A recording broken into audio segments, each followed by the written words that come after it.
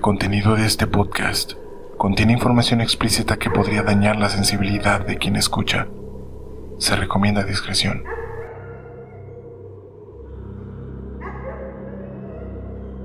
Sean bienvenidos a Rigor Mortis.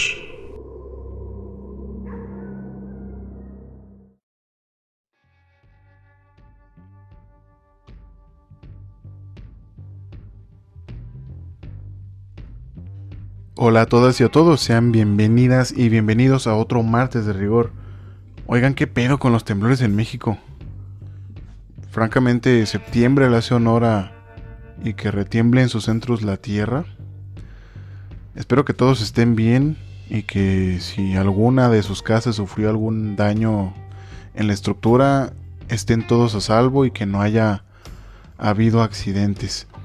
Y si los llegó a ver, pues todo mi apoyo desde acá.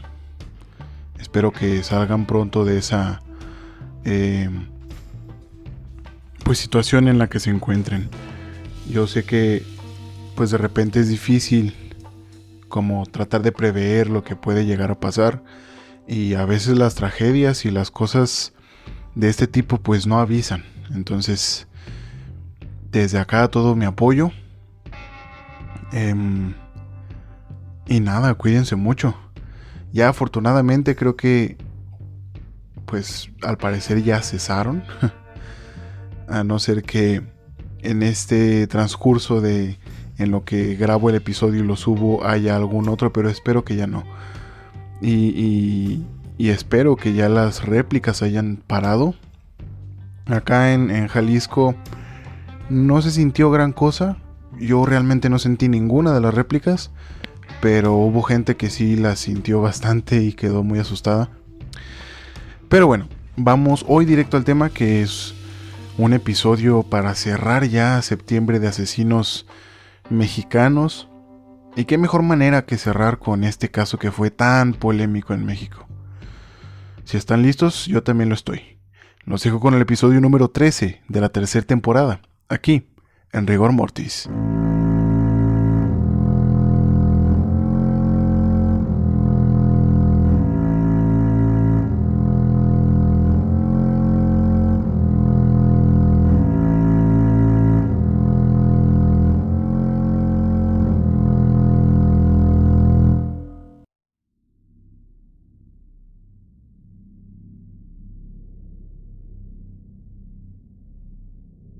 Falsos héroes. De eso está llena la historia de México, de falsos héroes e ídolos a los que ya sea el gobierno o la misma gente se ha encargado de enaltecer. En los años 40, un despreciable asesino saltaría a la fama, en primera instancia por sus aborrecibles actos, y en segunda porque el gobierno mexicano es idiota con un esmero que pocas veces es visto, ni siquiera cuando deben hacer su trabajo. La historia de este hombre es la de un niño con traumas y problemas psicológicos, como la de la mayoría de los asesinos seriales, pero también es asquerosa, aborrecible y ridícula por la persona en la cual se convirtió cuando ese niño abusado no pudo encontrar un mejor camino. Hoy llega a la lista de este podcast el llamado Estrangulador de Tacuba.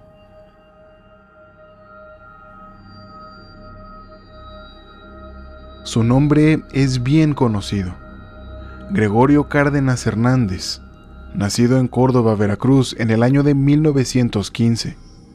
Fue el hermano menor de 10 hermanos. Su madre era Vicenta Hernández, misma que aseguraba que Gregorio, o Goyo, como le decían de cariño, desde niño tuvo problemas neurológicos, padeciendo de la llamada epilepsia crepuscular, la cual causa una especie de tic nervioso que altera durante unos minutos la alerta en el cuerpo, pudiendo llegar a confundir o evitar que la persona se pueda concentrar en lo que está haciendo. Además de haber presentado en su niñez una encefalitis que es prácticamente inflamación en el cerebro, que en el caso de Goyo fue provocada por una infección viral, provocando así un daño irreparable en los tejidos del cerebro, siendo presuntamente esta la causa de las epilepsias crepusculares en su niñez. La causa de esta condición con la que nació posiblemente fue causada por herencia de su padre. El doctor Gonzalo Lafora descubrió que el padre de Goyo tuvo dolores intensos de cabeza hasta sus 31 años y que además el temperamento de su abuela paterna era demasiado explosivo, siendo estos dos antecedentes en su árbol genealógico lo que ocasionó la enfermedad con la que Goyo nació. Aunado a esto, también se presentaba enuresis, se orinaba encima sin poder controlarlo, hasta que cumplió 18 años, pero la cosa no paró ahí. Pues todo eso iba acompañado de terrores nocturnos, en las que el sujeto tiene pesadillas tan vívidas que podría pensar que está realmente dentro del sueño, y lo que está pasando en realidad lo puede lastimar, llegando a gritar dormidos u orinarse encima por el pavor que causan las pesadillas, provocando a su vez traumas que pueden ser muy difíciles de tratar por el estrés al que la mente somete a la persona mientras está vulnerable en el sueño. Su infancia no era muy distinta, pues todo lo que vivía en su mente lo afectó a una edad muy temprana. Mientras su madre decía que era un niño dócil y tranquilo, sus compañeros de clases indicaron que Goyo era todo lo contrario. Sí, era tímido y miedoso, pero a su vez perverso, pues le encantaba quemarles el cabello a sus compañeras o entregarles dulces con heces suyas o de animales. A su vez, se mencionó que su conducta se volvía repulsiva y sumamente agresiva con los animales. Le gustaba torturarlos.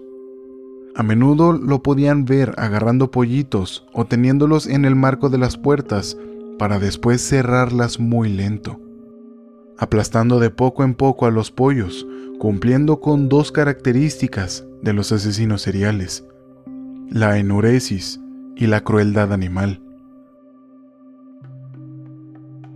Más adelante, cuando Goyo estaba por entrar en su adolescencia, más específicamente a los 11 años, comienza su vida sexual, sintiendo atracción por las mujeres y llegando a pagarle con dinero a una amiga suya para poder satisfacer sus fantasías sexuales.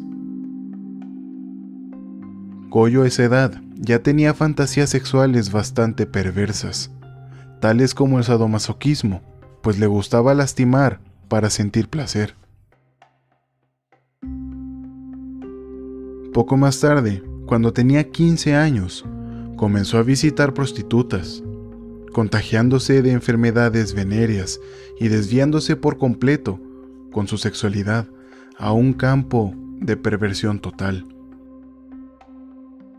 En 1940, cuando Goyo ingresó a la universidad a estudiar ciencias químicas, su gusto por torturar animales nunca lo dejó, llegando a realizar experimentos con ellos.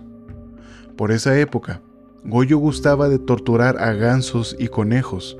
Al mismo tiempo, en una fiesta conoció a Virginia Leal, con quien tuvo relaciones sexuales, pero después de un periodo muy corto, ella lo abandonó. Después conoce a Gavina González, con quien finalmente logra casarse, pero no por mérito propio, sino porque la familia de la chica los sorprendió teniendo relaciones sexuales y en base a las costumbres antiguas. Si había relación sexual, lo más probable es que hubiera un embarazo, por lo que los padres de la chica obligaron a Goyo a responder y casarse con ella.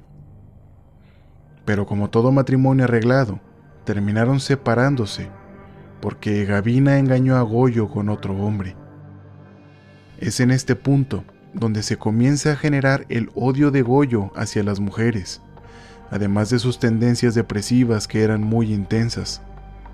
En la mente de Goyo ya había algo cocinándose, algo que probarían sus víctimas.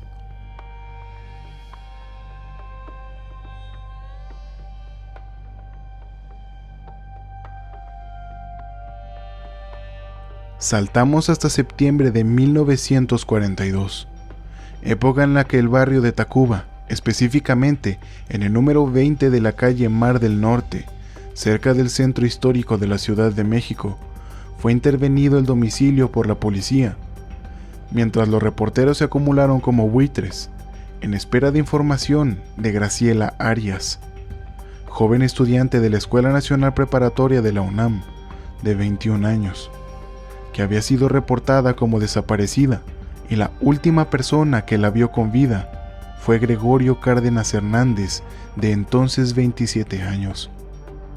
Estudiante de Ciencias Químicas en la Universidad Autónoma de México. Ambos tenían una relación bastante cercana, por lo que era lógico sospechar de Goyo.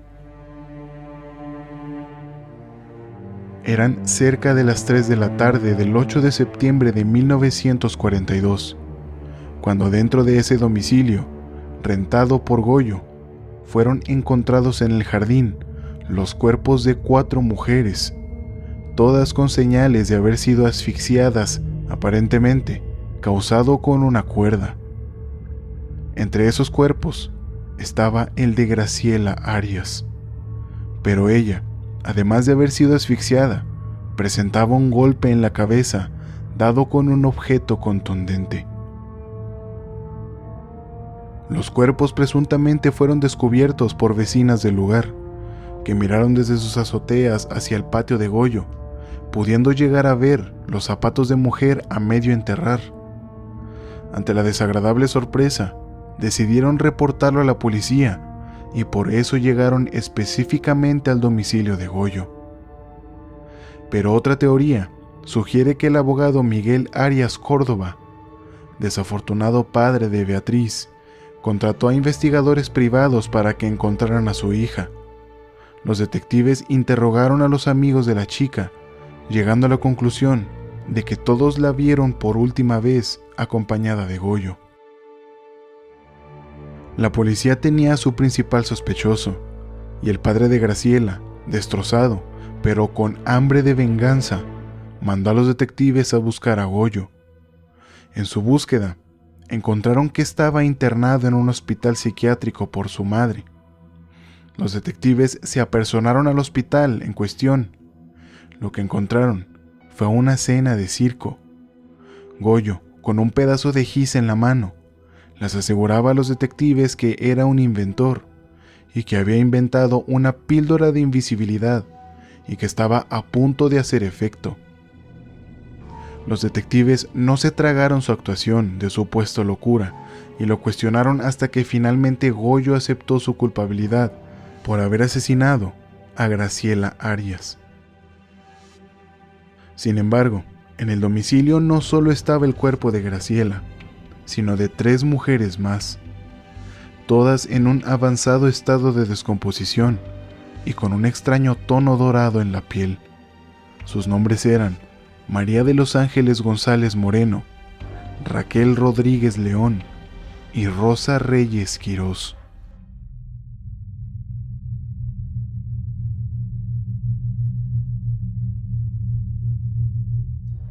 El 15 de agosto de 1942, Goyo recogió en la entrada de Chapultepec a María de los Ángeles González Moreno, prostituta de solo 16 años que se hacía llamar Berta, a la que llevó a su casa hacia las 23 horas. Y después de sostener relaciones sexuales con él, la joven fue a lavarse al baño de la casa de Goyo, instante que él aprovechó para estrangularla con un cordón. Una vez muerta, Goyo llevó el cadáver al patio y ahí la enterró en una fosa no más profunda de 1 metro.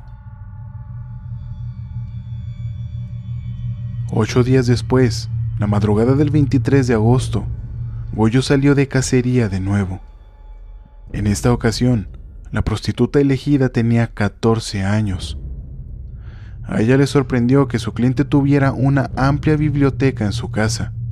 De hecho, tras llevarse a cabo el acto sexual, se dedicó a mirar algunos de los libros de Goyo. En eso estaba cuando él la atacó con el mismo cordón. A las 5 de la mañana, ocupaba otra fosa en el patio de la casa del Mar del Norte. Fue identificada originalmente como Raquel González León, pero esta chica apareció viva meses después. Para entonces, su hermano había muerto en un infarto por la impresión y la víctima había sido enterrada con su nombre. ¿Quién era la mujer asesinada esa noche por Goyo? Su identidad jamás pudo ser descubierta. Los tiempos entre un crimen y otro se iban acortando. Goyo esperó solamente 6 días antes de volver a la cacería. La noche del 29 de agosto buscó una nueva compañía femenina. La encontró en Rosa Reyes Quirós, otra menor de edad que no llegó a acostarse con él. Para entonces, Goyo había descuidado su departamento. Su laboratorio estaba en desorden. Los libros estaban fuera de su lugar. Había ropa sucia tirada por todas partes y el polvo empezaba a acumularse en todos lados. Esto provocó cierta desconfianza en Rosa, quien se dirigió al laboratorio para curiosear sobre su cliente. Allí, mientras veía unos matraces y algunos tubos de ensayo, Goyo la atacó. Rosa opuso resistencia. La lucha fue muy violenta, pero Goyo triunfó. Sin embargo, la expresión de horror en el rostro de Rosa lo dejó impresionado. En pánico, decidió cavar la tumba para ella. Se dio cuenta de que ya no quedaba mucho espacio en el patio, así que la amarró de pies y manos. A las 4 de la mañana, concluyó su entierro. El último crimen ocurrió 4 días después, el 2 de septiembre.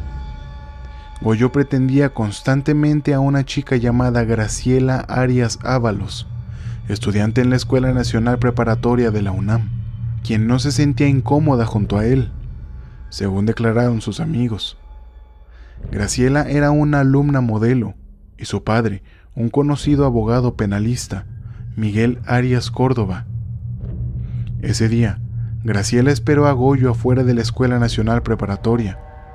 Goyo pasó por ella en su auto, supuestamente para llevarla a su casa, ubicada en Tacubaya número 63. Goyo así lo hizo. Al llegar afuera de la casa de la chica y aún dentro del auto, él le habló de su amor por ella, pero Graciela lo rechazó. Entonces fue cuando él intentó besarla a la fuerza. La chica le regresó una bofetada, y entonces Goyo, lleno de ira, arrancó de un tirón la manija del automóvil y comenzó a golpear salvajemente a Graciela en la cabeza hasta que la mató. La sangre empapaba su larga cabellera. Goyo condujo hasta su propia casa, bajó el cadáver, lo puso sobre el catre donde dormía, lo envolvió en una sábana y en la madrugada del 3 de septiembre lo enterró en el patio junto a las otras 3 mujeres. No satisfecho con haber asesinado a 4 mujeres, al igual que lo había hecho con los animales, Goyo decidió experimentar con sus cuerpos, intentando una especie de momificación al inyectarles varios químicos en el cuerpo. Además, se tiene sabido que su vida sexual continuó siendo activa, pues una mujer de apellido Romero lo visitaba continuamente para tener relaciones sexuales con él. No se sabe si era conocida de él o una prostituta a la que llevaba a su casa para que le diera sus servicios, pero sin saberlo, la chica mantenía relaciones sexuales con un asesino, mientras los cadáveres de 4 mujeres se podrían a pocos metros en el patio del departamento de Goyo. Sin embargo, aunque atroz, es impresionante el hecho de que en menos de 20 días hubiera asesinado a 4 mujeres, siendo un asesino serial del tipo organizado, pues son los más cuidadosos de no dejar pruebas ni ser tan impulsivos. Suelen tener lapsos de enfriamiento más largos y evitan precisamente lo que Goyo había hecho, el asesinar a personas que conocieran o que pudieran estar relacionadas con él. Pero el daño ya estaba hecho, y esos asesinatos fueron por el mero impulso de su ira. Los periodistas y algunas otras personas relacionan a Goyo con un asesinato más de una prostituta encontrada muerta en un cuarto de hotel en la colonia Guerrero, con señales de estrangulamiento por alguna soga. Según algunos testigos, compañeras de oficio de la mujer asesinada, se le vio con vida por última vez junto a Goyo. La teoría tenía lógica, pues la madre de Goyo vivía en esa misma colonia y Goyo la visitaba continuamente, además de frecuentar los cabarets y prostíbulos de la colonia, pero no hubo evidencia suficiente para relacionarlo con ese crimen, y el caso no pudo continuar. Goyo fue llevado a la delegación de policía. Al llegar, arrogante y orgulloso como se le conocía, redactó él mismo su declaración con una máquina de escribir, aceptando la responsabilidad por los primeros 3 asesinatos y negando rotundamente el de Graciela Arias, argumentando que no podía recordar nada y que lo más probable era que estaba siendo víctima de un complot orquestado por sus enemigos en Pemex, donde trabajaba como químico. Obvio, las autoridades no se tragaron sus mentiras, pues tenían evidencia irrefutable de ese crimen, pues en su cuarto de estudio, los investigadores hallaron un diario, escrito del puño y letra de Goyo, que decía: el 2 de septiembre se consumó la muerte de Gracielita. Yo tengo la culpa de ello, yo la maté. He tenido que echarme la responsabilidad que me corresponde, así como las de otras personas desconocidas para mí. Ocultaba los cadáveres de las víctimas porque en cada caso tenía la conciencia de haber cometido un delito. El doctor Quirós Cuarón, que atendía a Goyo, pudo descubrir que presentaba severos cambios de actitud cada que se le preguntaba sobre los asesinatos. Además que también tenía lagunas mentales cada que se le preguntaba específicamente por el momento en que estranguló a las mujeres. La audiencia de Goyo fue al día siguiente, el 9 de septiembre, y para el 13 de septiembre se le sentenció en prisión. Fue recluido en el Palacio Negro de Lecumberri, en el pabellón para enfermos mentales. Sin embargo, sus abogados consiguieron que Goyo fuera trasladado al Manicomio General de la Castañeda, supuestamente para recibir tratamiento. Allí le dieron electrochoques y le inyectaron pentotal sódico, conocido como el suero de la verdad, para determinar si realmente estaba loco o solo fingía. Inexplicablemente, de pronto, Goyo obtuvo múltiples comodidades. Empezó a asistir a las clases de psiquiatría que ofrecía el director del manicomio. Entraba a la biblioteca sin problemas, recibía visitas familiares e incluso se iba al cine con algunas enfermeras, manteniendo relaciones sexuales con algunas de ellas. El 25 de diciembre de 1947, 5 años después de entrar en la Castañeda, Goyo se fugó con otro interno y partió rumbo a Oaxaca. 20 días después fue aprehendido y alegó que no había escapado, sino que se había ido de vacaciones. Las autoridades lo arrestaron y estuvo en prisión por casi 1 año, pero decidieron regresarlo, pero ya no a la Castañeda, donde gozaba de cuantas facilidades le podían ofrecer, sino a Lecumberri. Fue llevado el 22 de diciembre de 1948. El Palacio de Lecumberri era más un calabozo que una prisión, donde los presos eran tratados peor que animales. Una vez allí, Goyo memorizó el Código Penal, cursó la carrera de Derecho, convirtiéndose en litigante. Realizaba historietas dibujadas por él mismo, donde contaba crímenes famosos, e incluso escribió varios libros, entre ellos su primer libro, llamado Celda 16. Para mayo de 1976, Goyo fue transferido al Centro Médico de Reclusorios en Tepepan, donde lo ayudarían con asistencia psiquiátrica. En septiembre de ese mismo año, los psiquiatras lo daban de alta y dejaba el centro médico para convertirse en un recluso regular, aparentemente sin el riesgo de ser un peligro para los demás. Durante su vida en el Palacio Negro de Lecumberri, Goyo siempre mantuvo una actitud arrogante y egocéntrica, pues por la gran difusión que tuvo su caso, se sentía una superestrella dentro de prisión. Mientras estuvo en la cárcel, su madre, Vicenta Hernández, falleció. Ante eso, se dice que Goyo permaneció hincado en su celda por una semana completa sin moverse. Además que, cuando alguna persona se asomaba a su celda, él se desnudaba. Goyo sabía tocar el piano que su madre le había regalado. Escuchaba ópera, leía poesía, dirigió una revista y comenzó a pintar cuadros. En el penal se casó y tuvo hijos, a quienes mantenía con las ganancias de una tienda de abarrotes que le dejaron poner dentro de la cárcel. Una vez declaró: "A mí me examinaron como 48 o 50 médicos. Unos señalaron esquizofrenia, otros una psicopatía, otros diferentes tipos de epilepsia, otros debilidad mental a nivel profundo, otros incluso paranoia". Sí, cómo no.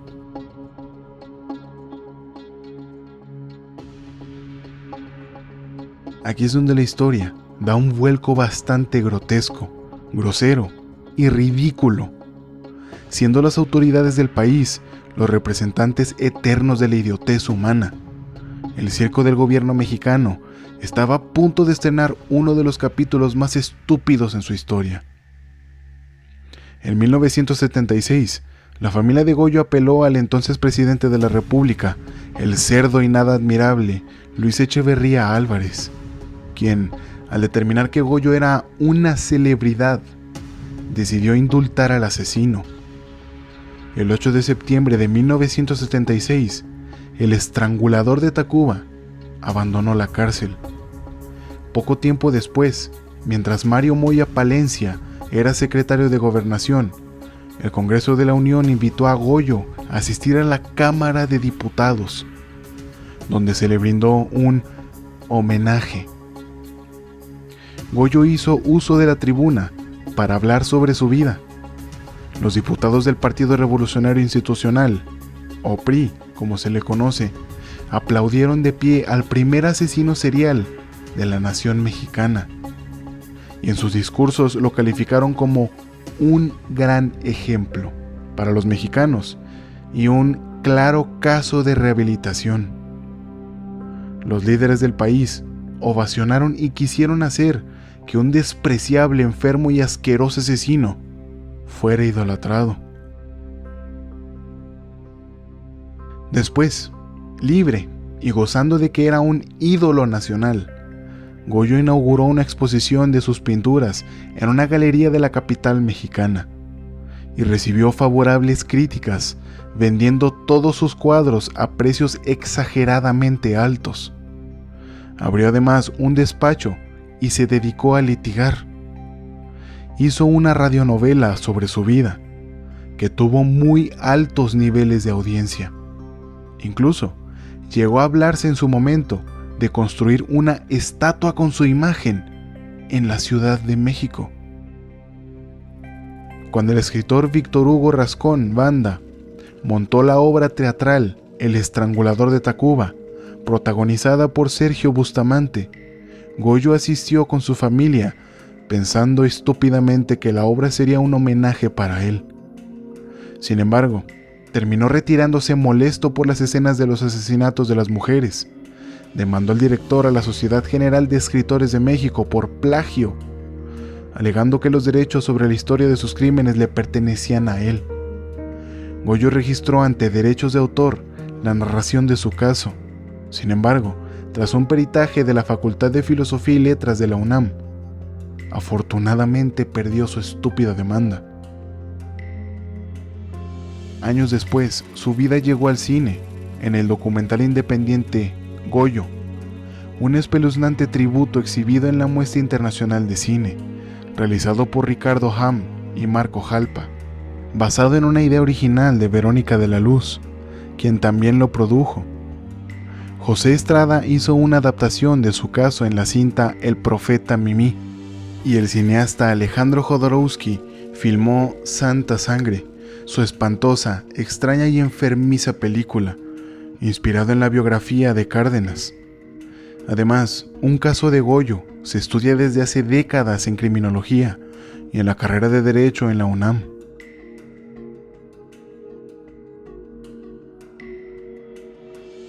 Gregorio Cárdenas Hernández finalmente murió el 2 de agosto de 1999, en completa libertad, sin pagar en lo más mínimo por sus crímenes, convirtiéndose en el asesino serial más surrealista de la historia. El pueblo le hizo canciones, hubo estampitas con su imagen, y fue idolatrado por la gente, que aún recuerda su nombre y sus obras. Fue enaltecido como un ídolo de masas, como si lo que hubiera hecho fuera honorable. Al igual que Benito Juárez, Pancho Villa y prácticamente cualquier personaje en la historia mexicana, no fue más que un cobarde asesino, apoyado por el presidente de México actual y por una manada de borregos que decidieron creer que era buena idea olvidar lo que había hecho.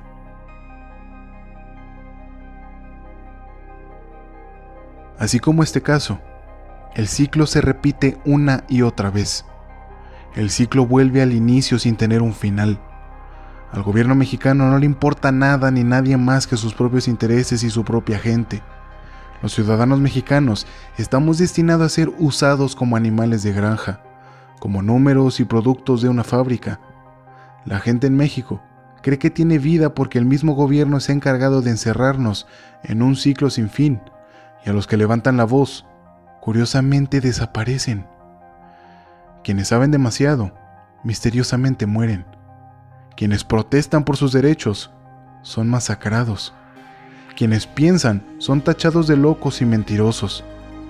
El despertar en México es una utopía. La independencia mexicana no se ha efectuado. Seguimos siendo prisioneros de las personas que tienen las riendas del país en sus manos.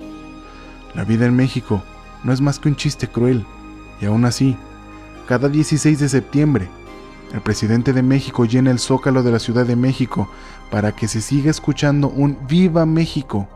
Cada vez más vacío, con cada vez menos significado y con personas que viven en automático.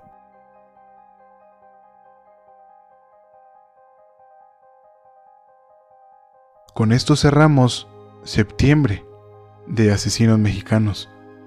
Si el episodio les gustó, por favor, califiquen el episodio y el programa en cualquier plataforma donde me estén escuchando. Quiero saber su opinión, háganmela saber en las redes sociales del programa. Por favor, aseguren de seguirme ahí, donde subo las fotografías de archivo de todos los casos, así como curiosidades de los casos, entre algunas otras cosas. Gracias por prestarme su tiempo y sus oídos, gente. Esto fue Rigor Mortis. Yo soy Eduardo Miranda, y ustedes son asombrosos. Hasta la semana que viene.